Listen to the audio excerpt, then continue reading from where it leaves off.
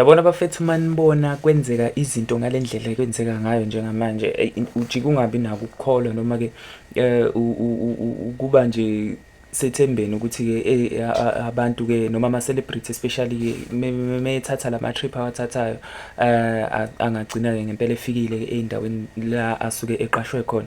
Yabona nje lento iya-confuse-a kakhulu because last year bekufihlwa-ke one of the prominent members ayo-ke ijuwo laphayana-ke i-Afro Brothers. So na this year futhi again uphinde futhi-ke kushona omunye nje laphaya kuma-comments-ke khona ufowethu lawo-ke waposta nje edlulisa yona le message ukuthi-ke one of lentozana lo mfowethu kade sesele kuyona i-Afro Brothers useshonile naye yabo.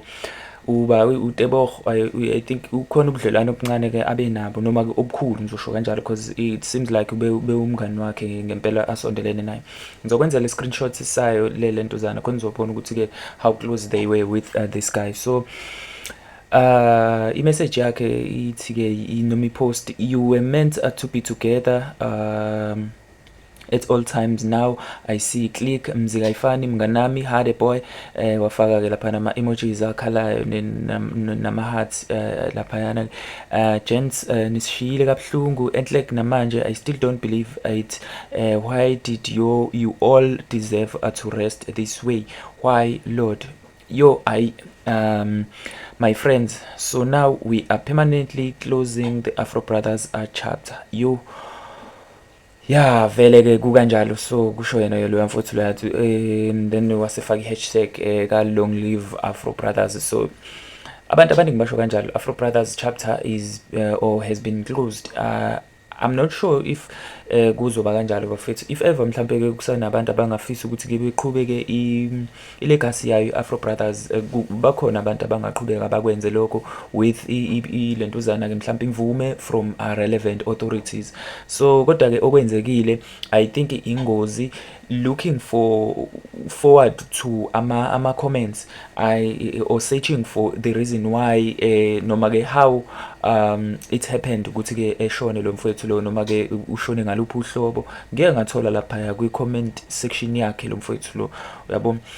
Khona nje othe lapha uba uKG lo uthini-ke uthi-ke same date just different months and same death. Khona umuntu osihlalele la kwaNdebele yabo.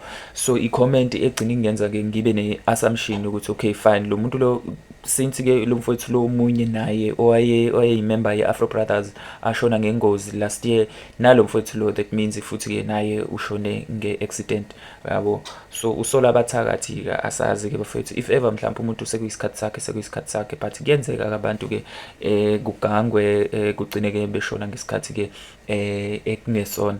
Esikhathini esiningi-ke abantu bakudala noma-ke abantu abalanda-ke information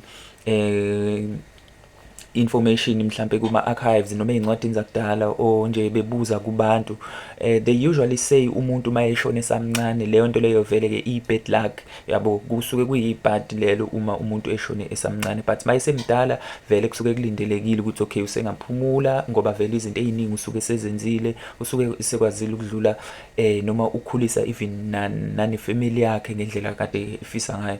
There are so many achievements ababe nayo i-Afro Brothers, but I think futhi bekusekuningi lo mfowethu kade sesele besaphusha i-legacy yayo i-Afro Brothers or ebesaphushela ukuthi-ke inyuke futhi-ke nakule lizinga ebisakulona yabo.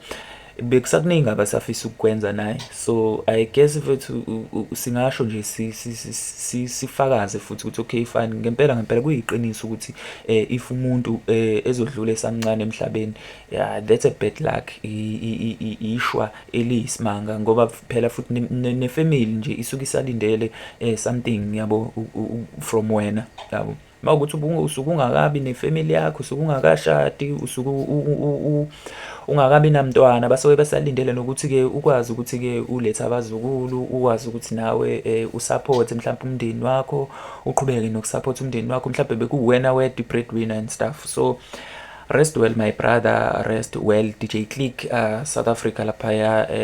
Yeah, abantu abaningi nje kugcwele umunyu kakhulu kwi-industry bafethu, cause ke bebe contribution kakhulu. So khumbula ukuthi ke laba fethu sibazeka nje badume kakhulu ngaleya ngoma leya gugulethu beshaya no Prince KB. So bafethu ba contribute kakhulu kwi-industry. Kunana ama post futhi bafethu late nje awenzile yabo, nokuthi yabo uma usuku ungalwazi ngempela usuku lakho lo mfethu nje, I think 23 hours ago bekade postile yabo izinto, eshareile izinto la, and uzobona ama screenshots njengoba ngizoshare nawe la. Ngale kwaloko bafethu akukuningi engingabuye ngikusho ngale kokuthi nje iphumule insizwa, and yeah, iphoxekile industry kakhulu. Kwabasekhona ke besaphila bedlanhlavana bafethu ke ayiphushwa insimbi noma ke kushisa kunjani, but then ke i-industry isazoqhubeka existe yona. So kusele nabasele ukuthi ke bona ke baphusha kanjani, baphusha kangakanani. I-chapter ke ye-Afro Brothers, we may not say ukuthi ke isiyavaleka kanjalo. I think noma ke mina ngokubuka kwami, or my suggestion, if ever lokho engikushoyo kungafinyelela lapha endlebeni eyi-right, I think ke ilegacy noma ke igama layo ke Afro Brothers akumele liphele kanjalo. There must be some other people who are taking over, beqhubeke nesitayela so music akade bewuphusha, because baningi abantu akade ke bewuphusha nabo, they do understand istayela no music akade bewuphusha laba fethu. So let's not just give it away like that.